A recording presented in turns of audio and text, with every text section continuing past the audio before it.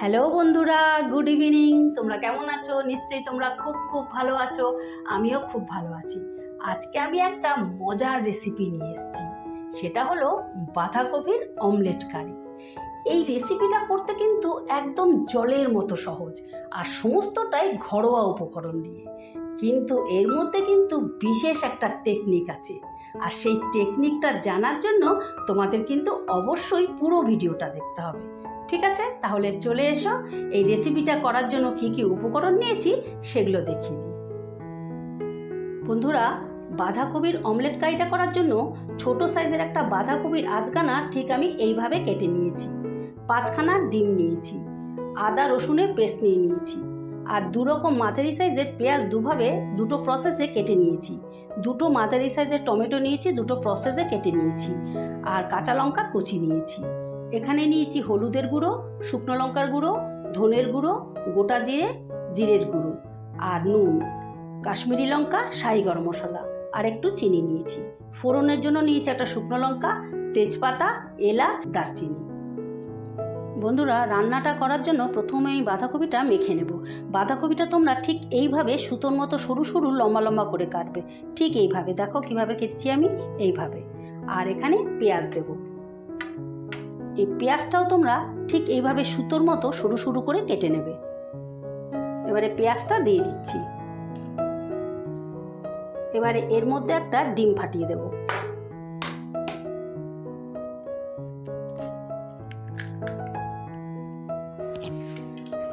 এবারে ডিম আর পেঁয়াজ বাঁধাকপিটা ভালো করে মেখে নেব। এখন আমি কিন্তু নুন দেব না, কারণ নুন দিলে জল ছেড়ে যাবে।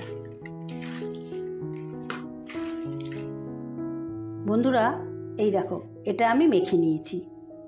এবারে অমলেটটা তৈরি করার জন্য আমি একটা প্যান বসিয়ে দিয়েছি। প্যানে অল্প একটু তেল দিয়ে দেব।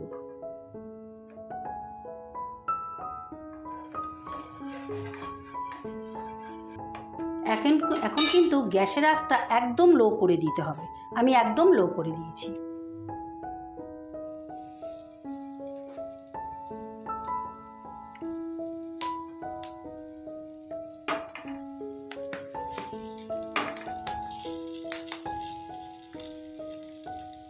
মাঝখানটা এইরকম ফাঁক করে দিতে হবে, দিয়ে একটু গুছিয়ে দিতে হবে।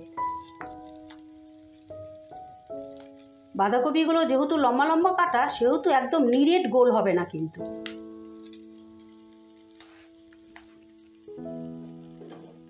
এবারে মাঝখানে একটা ডিম ফাটিয়ে দেব।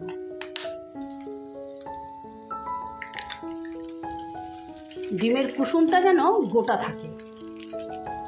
এবার আবারও একটু তেল দিয়ে দেব। সাইড দিয়ে তেল দিয়ে দেব। দিয়ে এবার খুন্তি দিয়ে এইভাবে একটু চেপে চেপে দেব। এবার 1 মিনিটের জন্য একটু ঢাকা দিয়ে দেব। তাতে বাঁধাকপিটাও সেদ্ধ হয়ে যাবে, ডিমটাও সেদ্ধ হয়ে যাবে। এবারে একটু নুন দিয়ে দেব উপর থেকে। এবারে উল্টে দেব। খুব সাবধানে উল্টাতে হবে, যাতে ভেঙে না যায়।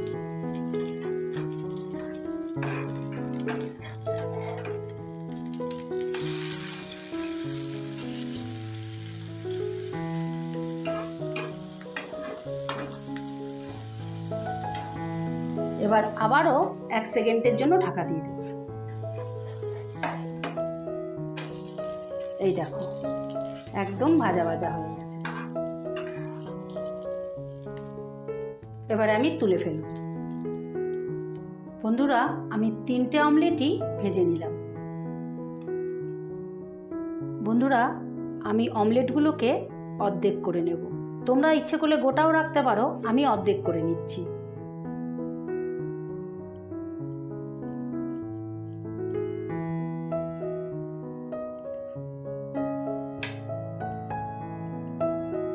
এই দেখো কি সুন্দর লাগছে না? এইভাবে আমি সবগুলোকে কেটে নেব। তোমরা কিন্তু এগুলো বিকেলে স্ন্যাক্স হিসাবেও খেতে পারো। বন্ধুরা, গ্রেভিটা করার জন্য আমি একটা কড়া বসিয়ে দিয়েছি। কড়ায় তেল দিয়ে দিয়েছি। তেলটা গরম হয়ে গেছে। এবার ফোড়নের জন্য আমি দিয়ে দেবো একটা শুকনো লঙ্কা।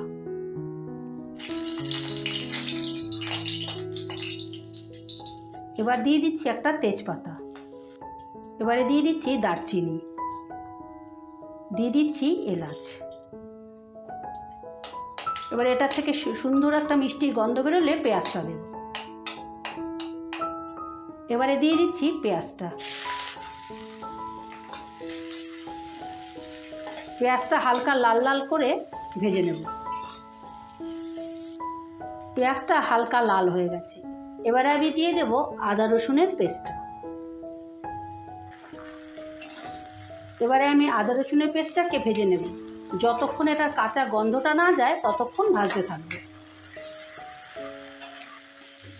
আদা রসুনটা ভাজা ভাজা হয়ে গেছে, পাশ দিয়ে তেলও ছেড়ে দিয়েছে। এবারে আমি দিয়ে দিচ্ছি টমেটো কুচিটা, লঙ্কা কুচিটাও সঙ্গে দিয়ে দিচ্ছি।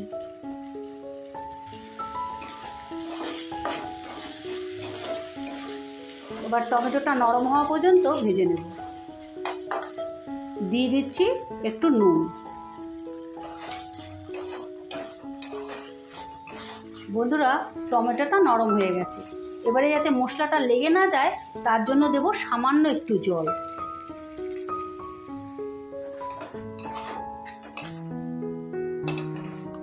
এবারে আমি একে একে দিয়ে দিচ্ছি শুকনো মশলাগুলো। প্রথমে দিয়ে দিলাম হলুদ, 1 টিস্পুন হলুদ দিলাম। 1 টিস্পুন ধনের গুঁড়ো দিলাম। 1 টিস্পুন জিরের গুঁড়ো দিলাম। 1 টিস্পুন শুকনো লঙ্কার গুঁড়ো দিলাম। এবারে পরিমাণ মতো নুন দিয়ে দিলাম। স্বাদের ব্যালেন্সের জন্য দিয়ে দিলাম চিনি। আর 1 টিস্পুন কাশ্মীরি শুকনো লঙ্কার গুঁড়ো দিয়ে দিলাম। এবারে ভালো করে মশলাটা কষিয়ে নেব। বন্ধুরা, মশলাটা একদম কষা হয়ে গেছে, তেলও ছেড়ে দিয়েছে। এবারে আমি জল দিয়ে দেব।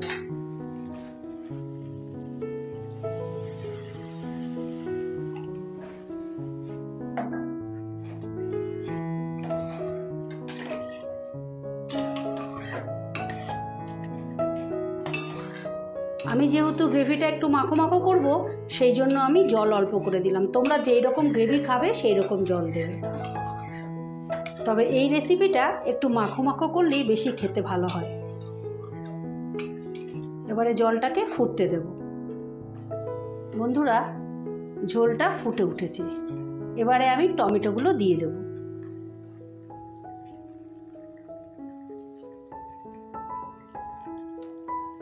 টমেটোগুলো আগে থেকে দেইনি, কারণ টমেটোগুলো যদি না গলে যায় একটা একটা মুখে পড়লে খাওয়ার সময় খুব টেস্ট লাগবে। সেই জন্য আমি আগে থেকে দিইনি, পরে দিলাম।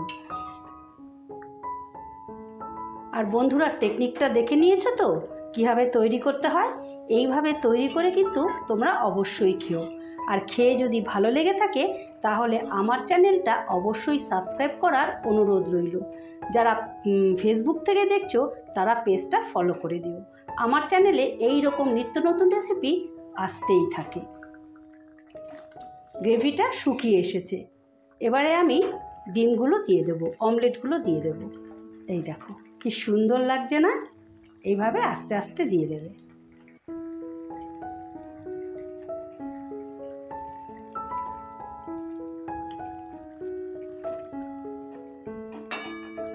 এই অমলেটগুলো দিয়ে কিন্তু বেশিক্ষণ আর ফোটাবো না, কারণ এটা বয়েল করাই আছে। এই দেখো বন্ধুরা, গ্রেভিটা মাখো মাখো হয়ে গেছে। এবারে আমি গ্যাসটা অফ করে দিচ্ছি। বন্ধুরা, এবারে নামাবার আগে আমি একটু গরম মশলা দিয়ে দিচ্ছি। এবারে দিয়ে দিচ্ছি একটু ঘি। এবারে দিয়ে দিচ্ছি সামান্য একটু ধনেপাতা। বন্ধুরা, এবারে একটা ডিশে ঢেলে নিচ্ছি।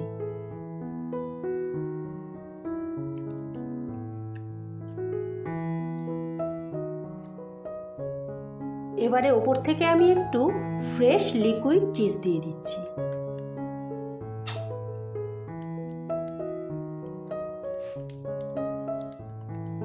এই দেখো বন্ধুরা, বাঁধাকপির অমলেট কারি ফাইনালি রেডি।